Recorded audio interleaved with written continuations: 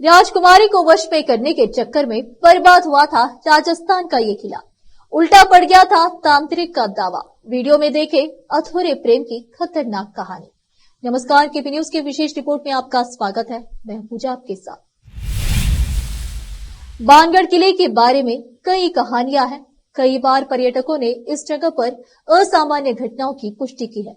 इस किले की मौजूदा हालत ऐसी है कि कोई भी इसे देखकर अचानक डर जाए। हालांकि वैज्ञानिकों ने भानगढ़ की कहानियों को खारिज कर दिया है, लेकिन ग्रामीण अभी भी किले को प्रेतवादित मानते हैं। भानगढ़ किला सुबह 6 बजे से शाम 6 बजे तक खुला रहता है। यह किला दिल्ली से लगभग 300 किलोमीटर दूरी पर है। भानगढ़ की राजकुमारी रत्नावती बेहद खूबसूरत थी। राजकुमारी की सुंदरता की चर्चा पूरे राज्य में थी। रत्नावती के लिए कई राज्यों से विवाह के प्रस्ताव आए। इसी दौरान एक दिन राजकुमारी किले में अपनी सहेलियों के साथ बाजार में निकली। वह बाजार में परफ्यूम की दुकान पर पहुंची और हाथ में परफ्यूम लेकर उसकी खुशबू सूंघ रही थी। उसी समय दुकान से कुछ दूरी पर सिंधु सेवाड़ नामक व्यक्ति खड़ा होकर राजकुमारी को देख रहा था। सिंधु इसी राज्य का निवासी था और वह काला जादू जानता था तथा उसमें निपुण था। राजकुमारी का रूप देखकर तांत्रिक उस पर मोहित हो गया और राजकुमारी से प्रेम करने लगा और राजकुमारी को जीतने के बारे में सोचने लगा। लेकिन रत्नावती ने कभी उसकी ओर मुड़कर नहीं देखा।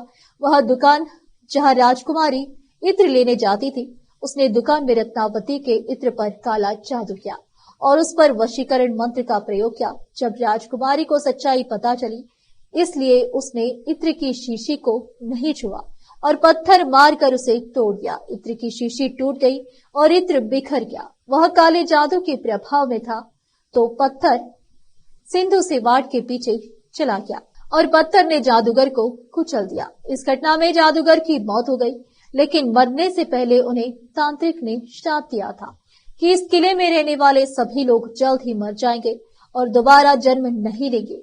उनकी आत्मा इस किले में भटकती रहेगी।